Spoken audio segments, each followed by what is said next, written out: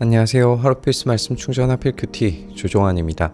오늘 함께 나눌 하나님 말씀은 열왕기하 5장 1절에서 14절까지 말씀입니다. 시리아 왕의 군사령관 나아만 장군은 왕이 아끼는 큰 인물이고 존경받는 사람이었다. 주님께서 그를 시켜서 시리아에 구원을 베풀어 주신 일이 있었다. 나아만은 강한 용사였는데 그만 나병에 걸리고 말았다. 이렇게 1절이 나아만을 소개하고 있습니다.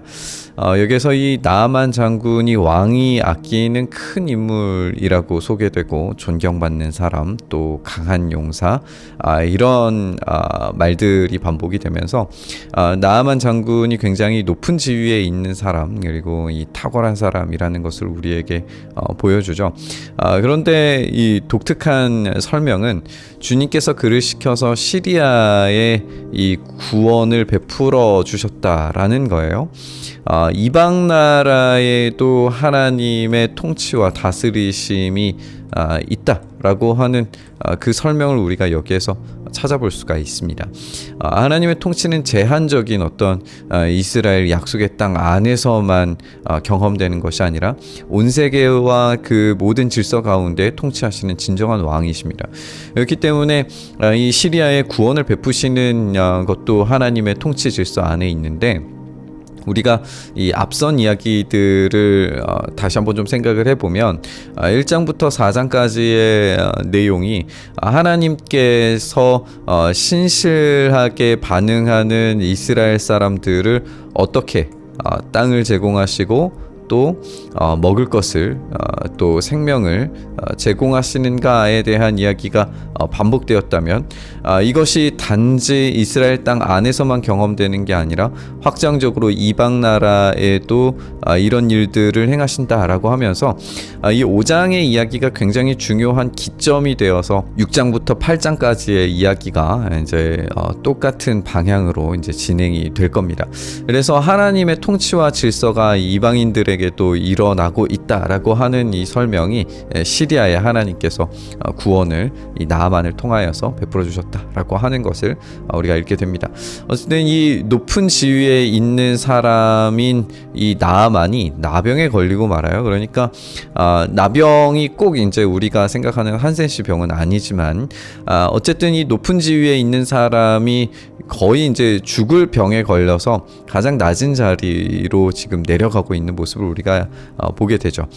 시리아가 군대를 일으켜서 이스라엘 땅에 쳐들어갔을 때에 그곳에서 어린 소녀 하나를 잡아온 적이 있었는데, 그 소녀는 나아만의 아내의 시중을 들고 있었다라고 이야기하면서 이 소녀가 여주인에게 말하기를, 주인 어른께 사마리아에 있는 한 예언자를 만나보시면 좋겠습니다. 그분이라면 이 나병을 고칠 수 있습니다. 라고 소개하는 걸 우리가 읽게 돼요. 여기에서 이제 가장 높은 지위에 있는 나아만과 이 소녀의 어떤 이 대비를 우리가 읽을 수 있죠.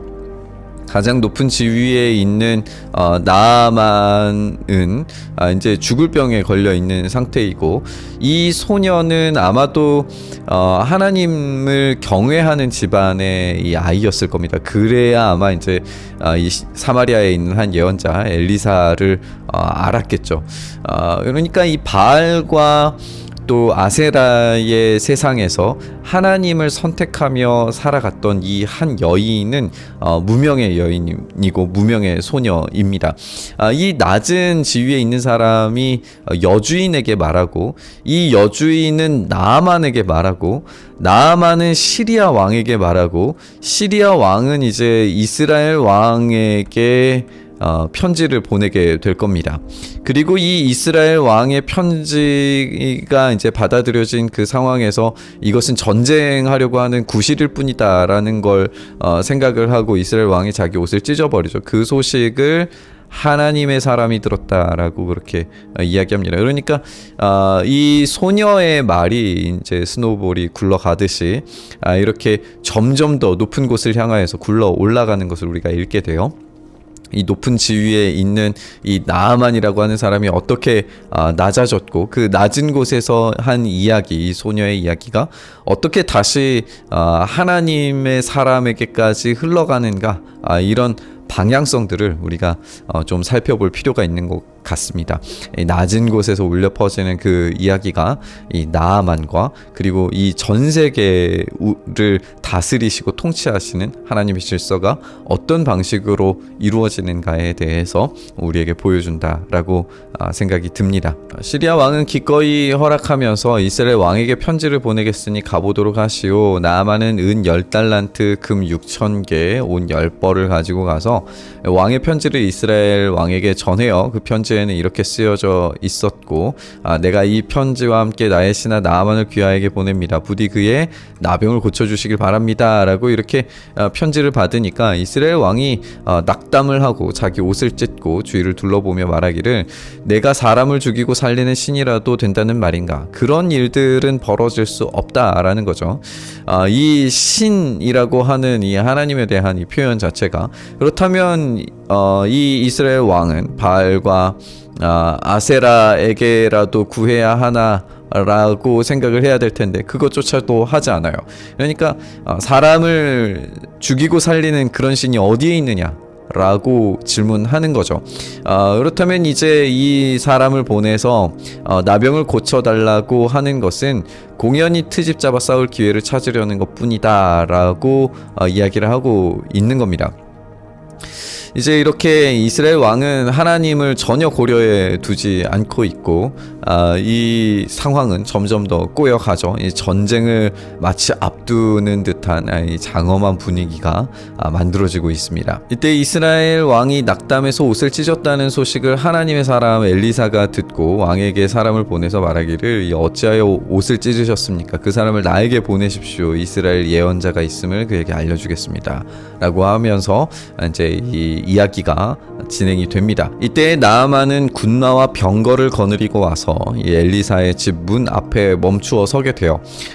장면을 생각을 해보면 나아만이 이 군마와 병거를 거느리고 엘리사의 집 문 앞에 있었다는 것은 굉장히 공식적인 방문이 될 것이고, 굉장히 위협적 장면이라고 우리가 느껴지죠.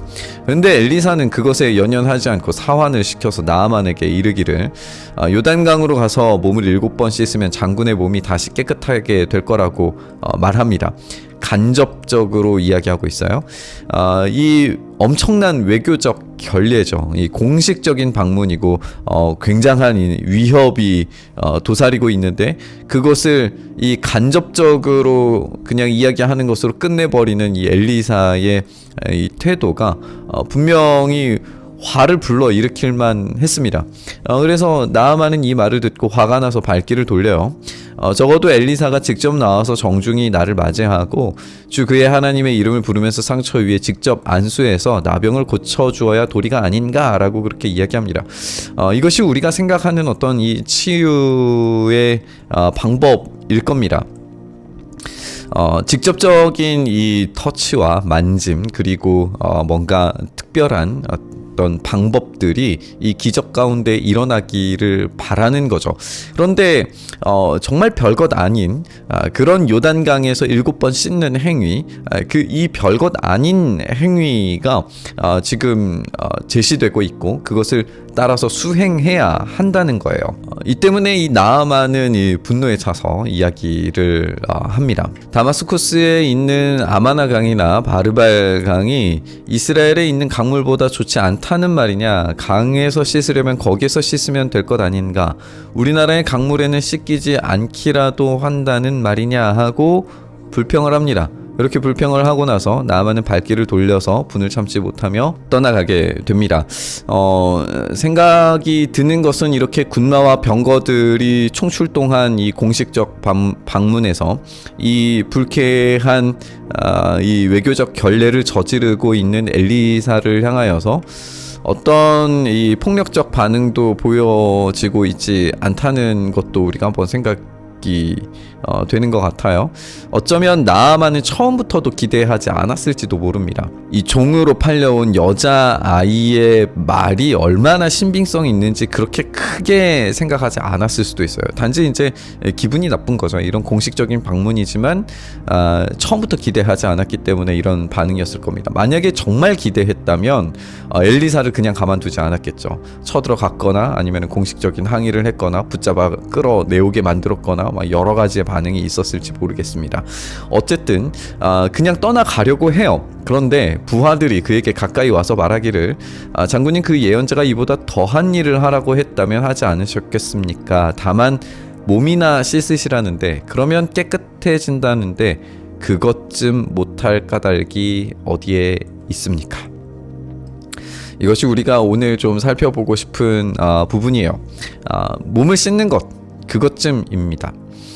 별것 아닌 일입니다. 그런데 이 별것 아닌 일이 벌어졌을 때 하나님의 사람이 시킨 대로 요단강으로 가서 7번 몸을 씻으니까 그 살결이 어린아이 살결처럼 새 살로 돌아와서 깨끗해졌다라는 거예요. 우리는 엄청난 하나님의 일들을 기대하지만 그런 기적들을 원하고 그런 기적들이 어떤 특별한 순간, 특별한 방법을 통해서 이루어지길 바라지만 하나님의 일하심의 방식은 정말 그것쯤 정도밖에 안 되는 그런 것들을 요구하신다는 거예요. 그것을 통해서 하나님께서 변화를 일으키시고 하나님의 통치와 다스리심을, 이 질서를 이 세계 가운데에서 행하고 계신다는 사실을 보여주시는 겁니다. 이 기적의 사건은 단지 어떤 몸을 씻는 행위에서 드러나는 것이 아니라 이 하나님께서 일하시는 방식에 대해서 이야기해주고 있는 겁니다. 하나님은 의외의 인물들을 통하여서 의외의 방식으로 전혀 예상하지 못한 방식으로 하나님 당신의 일들을 진행하십니다.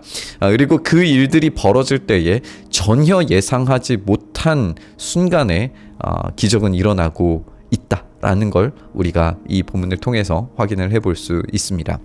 레이먼드 딜라드라고 하는 이 구약학자는 이 본문을 주석하면서 이렇게 썼어요. 요단강에서 씻으면 나병이 낫는다. 정말 터무니없는 생각이다. 이보다 더 우스꽝스러운 것은 상상할 수 없다. 2000년 전에 십자가에 처형당한 사람을 믿고 신뢰하면 지금 새로운 삶, 죄사함, 죽음에서의 부활, 영생을 얻을 수 있다는 생각은 더 우스꽝스럽지 않은가. 레이먼드 딜라드가 지적하고 있는 바는 무엇이냐면 이 별것 아닌 것, 그것쯤 정도의 일에 하나님의 일하심들이 묻어져 있다는 거예요.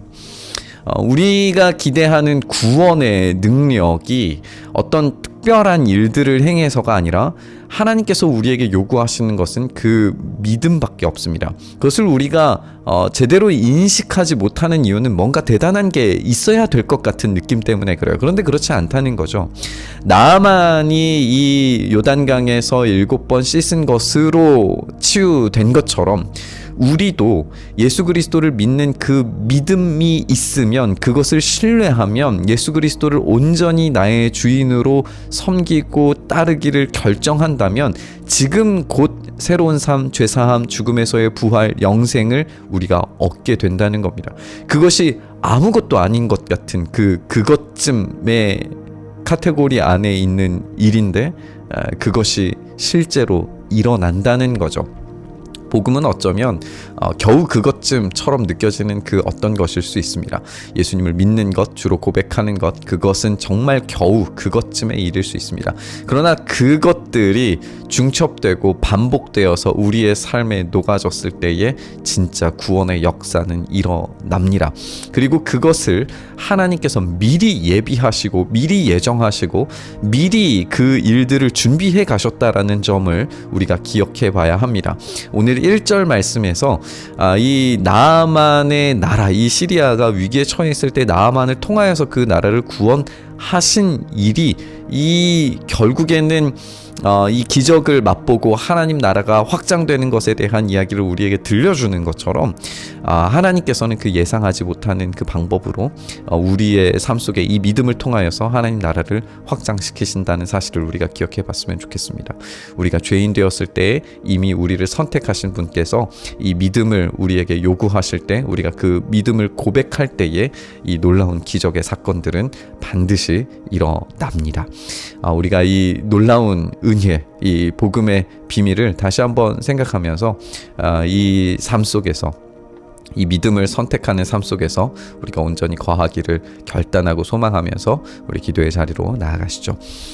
주님, 우리가 오직 주님만 선택하기를 소망합니다. 주님께서 우리를 다스리시는 분이심을 우리가 믿음으로 고백합니다. 이것이 이 믿음의 고백이 우리에게 유효한 방법으로 우리의 삶을 영원의 삶으로 이끌어가게 하시며 우리를 변화시키시며 우리를 치유하시며 우리를 깨끗게 하시며 우리를 온전케 하셔서 주님의 놀라우신 그 뜻 안에 사용하실 줄 믿습니다. 우리가 그 은혜를 갈망하고 소망하며 주님 앞에 엎드려 간구하오니 주여 오늘도 우리의 주인 되셔서 우리의 삶을 다스리셔서 통치하셔서 우리에게 그 놀라운 치유와 은혜의 역사가 일어나게 하여 주시옵소서. 그리고 우리 가운데 행하시길 소망하며 우리 주님 예수님 이름으로 기도드리옵나이다. 아멘.